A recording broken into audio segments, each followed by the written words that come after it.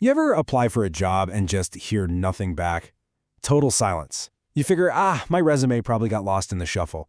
But what if a human never even saw it? What if behind the scenes, a secret AI score built from your social media, your browsing history, everything, kicked you out of the running before you even had a shot?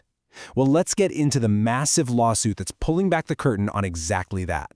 An unseen force. That's powerful. That's exactly how the job applicants in this case described what they were up against. I mean, they'd sent out hundreds of applications, faced rejection after rejection, and they just felt like there was this invisible wall stopping them. Turns out, they might have been spot on. And that brings us right here.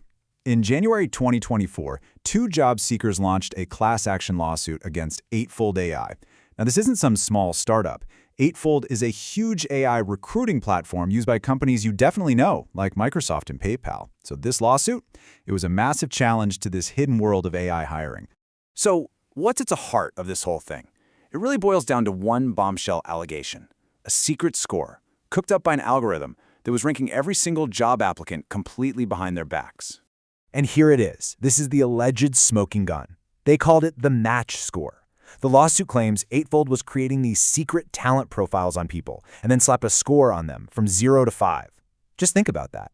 A single number you never knew existed could be the reason you got an interview or the reason your application went straight into the digital trash. So you're probably wondering, where was all this data for these secret profiles coming from? According to the lawsuit, it was scraped from pretty much everywhere. We're talking your social media profiles, your location data, your internet activity right down to the cookies on your browser. Basically, this huge digital shadow that you never, ever agreed to share for a job application.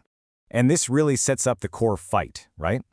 On one side, you have the plaintiffs saying, look, by scraping all this public data to build a report on someone, you're acting like an unlicensed consumer reporting agency. But Eightfold's response? They completely deny it.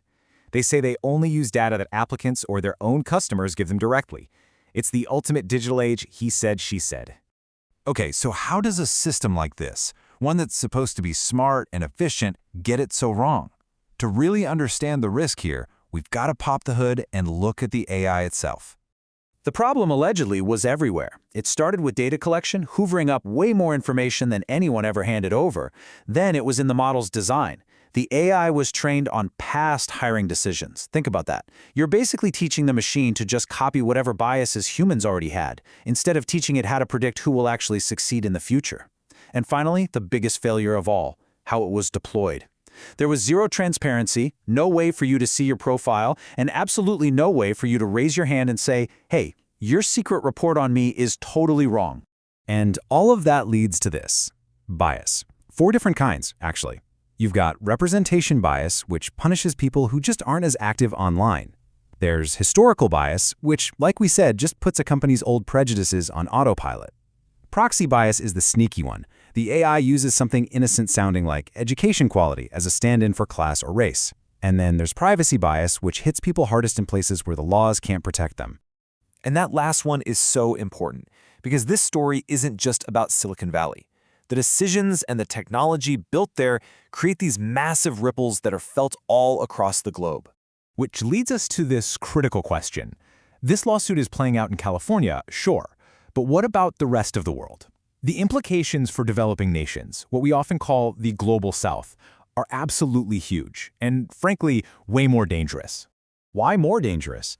Well, think about it. Many of these countries have weaker data protection laws, so people have no way to fight back. The digital divide is a much bigger deal, so candidates with a small online presence get systematically overlooked. Then you have this huge power imbalance, with American tech companies shipping these tools overseas without any real local oversight or, understanding of the local culture. So at the end of the day, what you get is this. You take an AI trained on data from North America and Europe, and you try to use it to judge talent in India or Nigeria or Brazil. You are not leveling the playing field. You're actually building a system that's designed to misunderstand and push aside local talent, just making global inequality that much worse. But here's the thing. The story doesn't just end with doom and gloom. All of this controversy, all of this concern, it's finally forcing a response. The law, believe it or not, is starting to catch up to the code. What we're seeing is sort of this legal pincer movement closing in on these AI tools. From the past, you have cases that made AI vendors legally responsible as agents of the companies that hire them. You have this Eightfold lawsuit arguing their consumer reporting agencies. And right now, new laws are popping up from New York to the EU demanding bias audits, notices to candidates, and real risk management. The Wild West era might just be coming to an end. And all of this new regulation really points to one final and maybe the most important idea of all. It's about accountability. It's about finally busting this myth that you can just blame the AI and walk away. You know, when you take a step back, the hard truth this case really shines a light on is this. For a long time, we've chased the convenience of AI. But when that convenience is more important than consent, when it's more important than fairness, all we end up doing is taking our own flawed human biases and automating them on a scale and at a speed that is honestly terrifying. And this quote, I think, just hits the nail on the head. You can't pass the buck to the algorithm.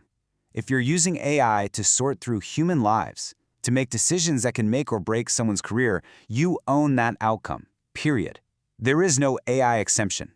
And so that really leaves us with one final, pretty pointed question. It's a question for every company, every developer, and really for all of us as this technology gets more and more woven into our lives. If you can't explain how your AI is making its decisions, if you can't stand up and defend its choices, should you even be using it in the first place?